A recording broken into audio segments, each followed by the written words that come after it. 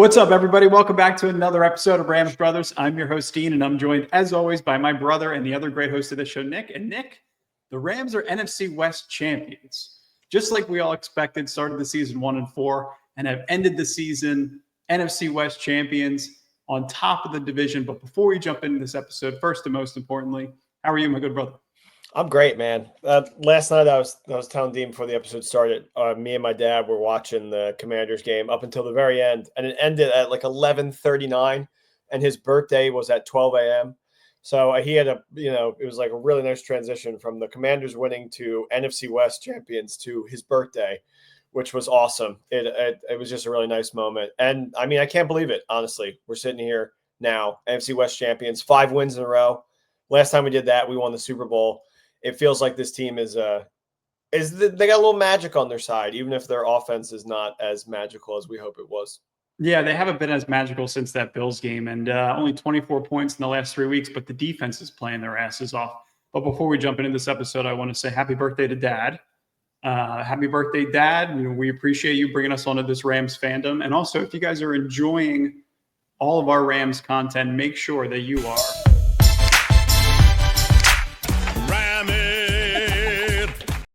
liking and subscribing. We're all over social. We're on YouTube, posting episodes before and after each game. And we'll be posting previews and recaps as we're getting into the postseason, obviously before Seattle in the final week of the season. So the Rams are NFC West champions. They clinched last night. So what they needed was a pretty dramatic finish to the season in terms of strength of victory and all this other ramifications that needed to happen for the Rams to win the division. So they needed 3.5 wins from Cincinnati, Buffalo, Washington, Minnesota, Cleveland, and San Francisco. They got them from the Bengals, from Buffalo, from Washington, and from Minnesota. And the Browns obviously lost, so the San Francisco game means absolutely nothing tonight. But this Rams team, they're 8-2 in their last 10 games. Are they potentially a Super Bowl dark horse? I don't really know. But as we're looking at it right now, the Rams in 2025, these are the Super Bowl odds. So the Chiefs, the Lions, the Bills, the Ravens, the Eagles, the Vikings, the Packers, and the Bucks all have better odds right now to win the Super Bowl. The Rams are currently at plus 3,500. And if you look at the NFC, the Rams are 6th. They have the 6th highest odds to win the NFC. So they're plus 1,400. Yeah. So Super Bowl dark horse, I don't know. But to start the season 1-4, to have an 11% chance to even make the playoffs going into their bye week, and then to own outright the NFC West division title for the 4th time in 8 years under Sean McVay, I think is just really impressive. So yeah. I mean, it was a down year for San Francisco, and somebody had to fill the void, and it was us. And when we won the Super Bowl in 2021, we were the 3rd seed. So I mean, it's not crazy to think that there's a world where we have this like amazing Cinderella-esque run and get there.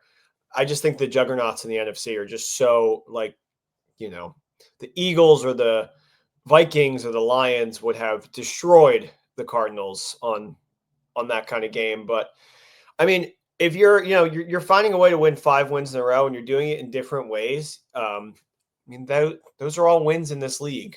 You just have to be able to do that against really good teams as well, which they've shown that they can. Yeah. It's just so weird to watch the product be so Jekyll and Hyde from like week to week and never having an armchair game. But that doesn't, that does not make a great team. If you can find a way to win, that's what makes a really good team. Because I mean, the Chiefs are kind of similar in that vein. Every week, it's a 1-possession game. Their record in 1-possession games is outrageously good. Obviously, they have 15 wins going into the final week of the season. But then you look at the other 3 teams that have like 1-possession finishes, and it's like the Giants, and it's all these 3 and 4, 13 teams. And it's so, I mean, just to be able to figure out different ways to win different football games is obviously very important in this league. And what you're seeing right now from this team, the Rams defense has allowed less than 10 points in each of the last 3 weeks. So 6 points against San Francisco, 9 points against the Jets, and 9 points against Arizona. I think the important thing is 2 of those games were on the road in terrible conditions. And then 9 points was against the division rival with an opportunity to clinch the division. And you see the reaction from Aaron Donald supporting his defense, because this defense rallying around Chris Shula, first-time defensive coordinator who deserves a ton of credit. But this young defensive front was ferocious against the Cardinals, and they deserve a ton of credit. So here's Aaron Donald just reacting to the Rams' win against the Cardinals. Hey. What was he doing? Was he doing the chicken dance? That was like the Arrested Development Job chicken dance. I don't know what the hell that was. I loved it though. I mean, don't get me wrong; it's my favorite thing to come from Donald Lester. But like, here's we were going back to, and we were looking at. So we went through the schedule right 7 months ago when the schedule was released, and you and I were going back and forth. Like, where do we feel like this team can really finish this season? Is it a division title? Is it 10, 11 wins? Is it a potential NFC championship berth? So we're going to go back to 7 months ago when Nick and I originally predicted the schedule outcome and where we feel like the Rams are going to net out this season. Home at the Cardinals. Win. 9-6. Week 18, home versus the Seahawks. Win. All right. So 10-7, same record as last year. It's a really tough schedule. Yeah. Strength of schedules. Let's not go through it again with you, but where do you think they end? I have them at like 11 wins this season. Like, that's like right around where I got them. Yeah. Pretty spot on, brother. Yeah, we had it right, but the 1-4 start, and we knew it was a really tough schedule. 1-4 start just completely threw us for a loop. And do not go back and listen to our episodes after they were 1-4, because we're talking about what is there to come to this team and will they move on from Kupp and Stafford and situations like that. It was just really abysmal, which I think is all completely valid because, you got destroyed by the Cardinals in week 2, and then to turn it around and beat them like this in such a weird way, but then have a game sealing interception like on the goal line, you found a way. And the defense really is the reason why they are poor. Like they are the 3 seed because of the defense. Yep. Not get it twisted. That is the type of team that they are. And if there's an opportunity to potentially bring back Aaron Donald and put him in there, I don't know, man. I mean, I don't know. I don't know. That would make me feel like, they can go to the Super Bowl for sure. Yeah, no, of course. Oh, they would definitely be a Super Bowl dark horse if Aaron Donald decided he wanted to return. I just don't know if he can at this point of the season, because then I think he would have to be released, and then he would have to be a waiver claim, and then he'd be free to, because of the retirement, he would then be free to sign with a different team based on the waiver claim order. So I think that would be worst case scenario. So I don't think that that's going to happen, unfortunately. Who knows? Maybe he comes back next year. But in terms of the 3 seed, Nick, you just brought it up. So right now we would be hosting the Washington Commanders. So I actually think the Rams at home would be favorites in this game. You're going against the rookie quarterback, a team that just struggled against Atlanta, had to take them to overtime. Atlanta had the 17-7 point lead at halftime, and you saw Michael Penix is playing good football, Bijan Robinson. So that team is formidable for sure. But the Commanders, I think their defense struggles, especially early on. You saw them the week prior against the Eagles and Kenny Pickett. So I really think the Rams would be favorites if they were to host the Washington Commanders in the first round of the wild card. But here's the thing. You have to win the game against Seattle in order to keep that seeding. Unless, Tampa Bay could win in the final week of the season and then have 10-7 as their final record, and they may get the tiebreaker scenario. Not exactly sure what that looks like, but to have that 3rd seed locked up, you might have to win the final game of the season with Seattle, against Seattle with Jimmy Garoppolo and, the backup offensive line, and who knows what the roster is going to look like on game day, considering they've now clinched the NFC West. So something to keep in mind. I think that's the ideal scenario versus having to play Green Bay or any of those other kind of situations that could potentially unfold. I think it's entirely worth playing your starters, to be honest with you. You might get them. You might get them early on. The Rams are right now 2.5 point underdogs. I mean, to lock in that spot to play the Commanders, I would so much rather see the Commanders, the rookie quarterback, and just the team that they have versus the Packers with LaFleur, who's undefeated against McVay, or Detroit or Minnesota, however that ends up happening. But I mean, the Commanders feels like a guaranteed win, and I know there are no guaranteed wins, especially in the playoffs. But if you can get past the first round, and then it's 2 wins to the Super Bowl, I think I absolutely think it's worth playing everybody in that game to make sure that you're not playing against LaFleur in round 1 because he just owns McVay. Yeah, I would entirely agree. Like right now, it's time to celebrate though. In terms of the NFC West, you saw Michael Hoyt last night with the hat on. He was That's an old representing hat. the NFC West champions. Is that a great hat? I don't know. It's kind It's of an old one. Is it? Oh, it's yeah, the old one. because Okay. the new one has like 2024 on it. Okay, there you go. Yeah, so Michael Hoyt was repping the NFC Championship or the NFC West Championship hat last night. So here's what's going on. So the Rams are playoff bound for the 6th time in 8 seasons under Sean McVay. NFC West champions for the 4th time in 8 seasons under McVay, and we mentioned.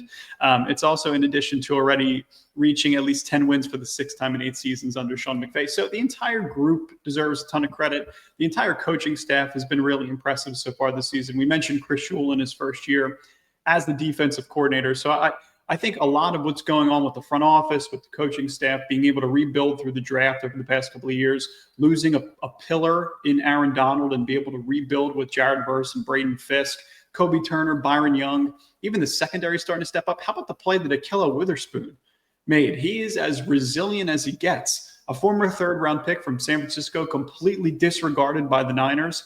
The Rams said, hey, we're going to make you our top corner over the next couple of weeks. And Kobe Durant had a lung contusion. So he's been, they're slowly ramping him back into the defense. And it depends on the type of receiver that Ahkello Witherspoon or Kobe Durant would potentially go head-to-head with. But Ahkello, in snaps that really matter, has been extremely impressive. Yeah.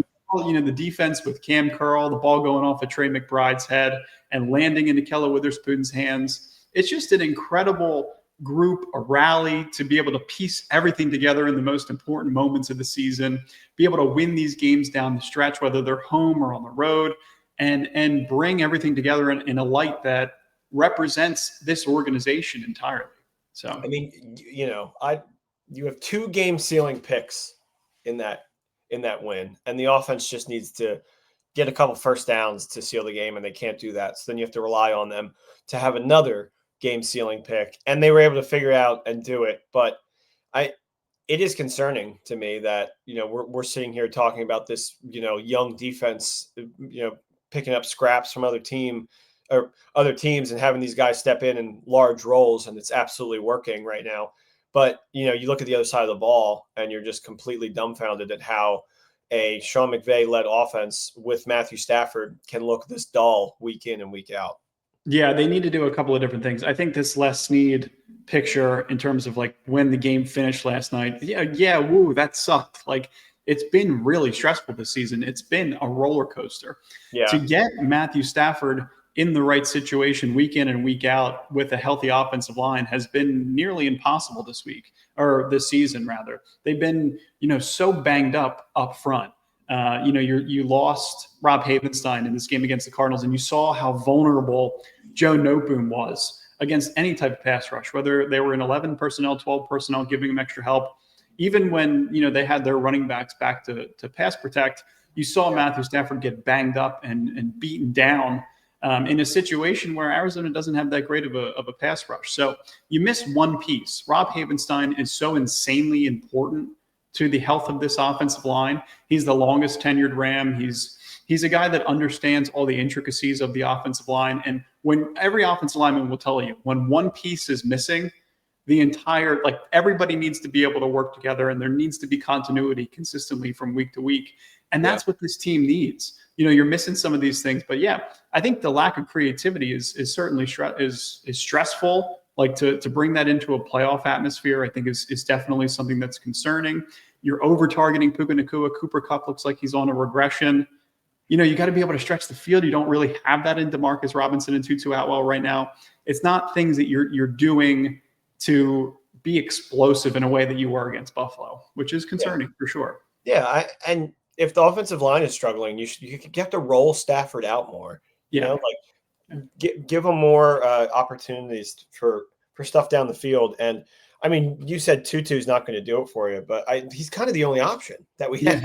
He is. He has to step up in some big situations. Robinson has been MIA for 4 weeks now. So I mean that one, you can kind of just throw that away. But I think they have to get Tutu involved, because so much of what they're good at least what McVay is good at, is those long developing pass plays.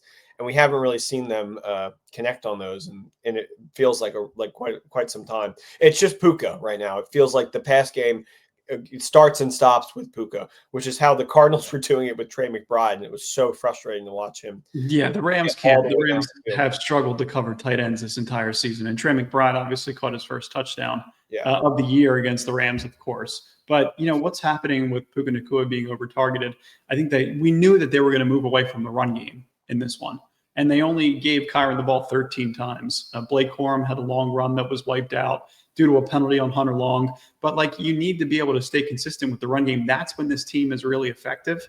And that's when you're going to be able to open up the pass game. So to be able to be not one dimensional, to be able to marry everything together, all of their looks together, that's when Sean McVay is really the most effective. When the defense can't tell whether it's a run or a pass, you marry in the play action game, you marry in the pistol formation, you marry in both run schemes. That's when this team is so dynamic.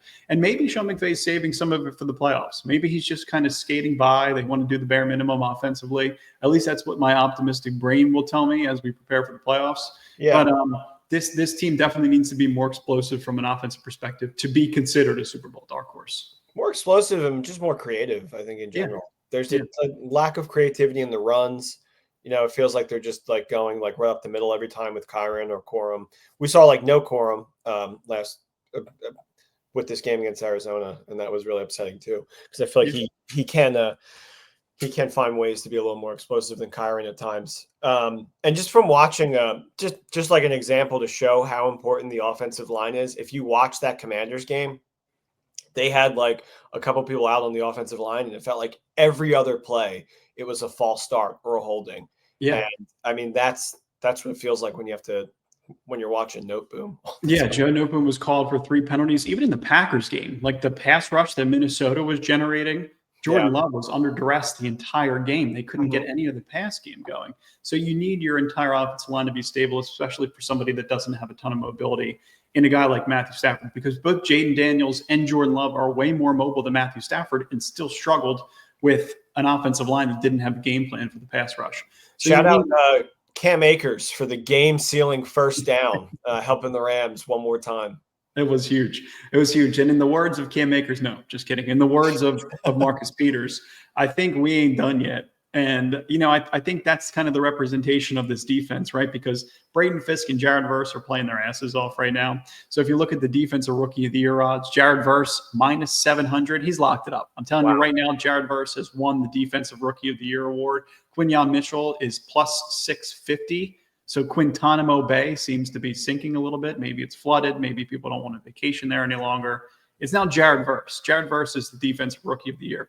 So the way that this defense is playing, I think leaves a ton of confidence. But we're always going to go back to the offense. It's always going to be Sean McVay's offense. He's always going to call plays. You got to be able to go back to the Buffalo game, the jet sweeps, some of the short motions, everything to be able to create space for these receivers consistently and keep Matthew Stafford well protected is going to be the core focus of the next 3-4 weeks, whatever the rest of the season leads us to. So that's what's most important here. I think we just have to keep focusing on that, because you can't continue to put all this stress on a young defense. Considering how long Arizona possessed the ball in the second half of this game, I think Arizona had the ball for 13 and a half minutes in the third quarter. Yeah. The defense was gassed. That's the concern. It's Schrager said this. He was like, this young defense doesn't know that they're not good yet. And they are really good right now, but it's just emblematic of these young guys are carrying the team. And I'm not sure if it's known within the locker room, if they're still relying on the idea of Matthew Stafford will take them to the promised land because he's done it before. But the whole offseason is going to be reliant on these young guys' shoulders. Mm-hmm. And, the offense is just going to have to be able to keep up, because the defense has constantly put them in positions to take over games, and the offense will stall, do just enough to get over the hump. Yeah. And I said earlier in the episode, just look to the Chiefs if you ever feel worried about where we are, because they have a quarterback and coach that have done it, and they're in these one-score games constantly, and it doesn't matter because they're still winning them. So as long as you get to the dance and you can, use that and do the same thing in the dance, you should be fine. And it's not like we haven't had games where we go toe to toe with the top offense, because we've had two of the best offenses in the league, Vikings and the Bills. We beat them with our offense. Mm-hmm. Yeah, you're spot on. This is a team that has now they're the first team to allow fewer than 10 points in 3 consecutive games since 2021. They've also won 5 games in a row for the first time since 2021. Like this team is doing things that they haven't done in 3-4 years. So I think it's even more impressive considering the state of the defense. Based on what happened last year. Obviously, they won a ton of games coming out of the bye. They won 7 of 8, and their only loss was in overtime to the Ravens last year to finish the season 10-7 and to make the postseason. So I think it's equally impressive. But this season, for whatever reason, feels like there's more on the line. It felt like we were closer to the end. You're much closer to potentially trading Matthew Stafford and moving on from Cooper Kupp. Matthew Stafford's only on a 1-year guaranteed deal where all of his money is guaranteed this season. So they would potentially have to restructure him again and give him the same type of deal next year if you want to bring him back. It just felt like there was more pressure. Like when this team was 1-4, it felt like the season could very much be over. It's like, how do you even replicate the same thing from year to year? And the Rams, they did become, and this was before this even happened, but the Rams became the first team in NFL history to enter their bye week under 500 and make the playoffs in back-to-back seasons. You tweeted that out before they have officially clinched the division. Yeah, because you knew. I know. Well, I mean, that's just the way that the season has been. And I had confidence in the strength of victory, and you thought even the following week, if they don't get it done this week, that it would happen next week at some point. Even if the Rams lose the game, they could have the same record as the Seahawks and still win the division based on strength of victory. Yeah. But the way that things have unfolded this season, it felt like there was more pressure. It felt like there was more stress. Last year, you're kind of just, playing with a little bit of house money. This year, you're playing with your own money. You're playing with the pillars of this organization. It's like everything was in question the first 5 weeks of the season. And now people are talking Super Bowl dark horse. It's hilarious. Even with a negative point differential, they're still talking Super Bowl dark horse. I think that's totally fair when you look at, who you have in the building and what has been accomplished here in the last couple of years. You just have the pieces right now. And this team is better than they were last year. So that's all this year was about, was to be better than you were last year. And last year you were able to sneak into the playoffs. Well, this year you won the division. So you have a home playoff game. And now you can legitimately win one playoff game and then just keep building on top of that. And who knows, you can get to the NFC Championship. You can sneak into the Super Bowl. You can at least, get past the first round, hopefully. So, and that would be better than last year. But I mean, I still don't feel like that would be a good enough season if they win that first round and then they fall flat on their face against a Philadelphia team. I think that would be, because then if you get embarrassed in a playoff game, it's just not, I'll tell you what situation needs to happen though. They need to host the Commanders. In a playoff game, because then it will be the same type of environment that they just played in against the Cardinals in terms of 98% Rams fans. Then if you have to go travel to Philly, then if you have to go travel to Detroit or whatever it may look like, that's going to be a completely different scenario where you're going to be a massive underdog with an opportunity to be the Walking Dead and potentially ruin somebody's season. But I feel like that has to happen. You got to get rolling in the postseason. You got to be able to get a win in a home environment with your home crowd well representing. And that's not going to happen against the Packers. That's not going to. I mean, even the Vikings fans travel well too. So I mean, we saw I was there firsthand for the Packers fans taking over SoFi. And that was torture. Yeah, totally agree. So that's what we got for today. Rams officially NFC West champions. Nick, do you have any kind of prediction before we jump off in terms of how you feel like the season's going to end? Yeah, no, I'll throw one out there. I want them to play Washington so they can win that game. And then we're still the 3 seed. So if Philly's still around and the one seed's still around, we'll take on another dog, maybe like a Green Bay or a Detroit or a Tampa. Well, hopefully not all the 1 seeds win. I think I'll say NFC Championship appearance. That'll be my my prediction. Yeah, let's say the Vikings get the bye, then the Eagles beat the Packers, The Rams beat Washington and Tampa beats the Lions. That's no way. Well, I'm just saying. Yeah. What would be the scenario there? Eagles would host Tampa. We go into Philly would be that situation. We would have to go into Philly in that situation. Okay. Yeah, because then the 1 seed plays the 4 and we play the 2. That's right. 1 would play 4 and we would play 2. Okay. Yeah. Okay. Yeah, that's right. All right. Well, we'll see. We'll see how it unfolds. I just don't want to play Philly or the Packers. Anybody else, I think we have a shot to win. I think getting to the NFC Championship would be such a massive win because then you got an opportunity to go back to a Super Bowl. Who cares what the line looks like at that point? Who cares what the opponent is? You got there, and it's an opportunity to finish the job. Yeah. They've showed this season that they can make some noise. So we shall see. As always, we appreciate you guys. Thank you for listening. We will be back after the Seattle game to talk through we'll talk before the Seattle game potentially. Yeah.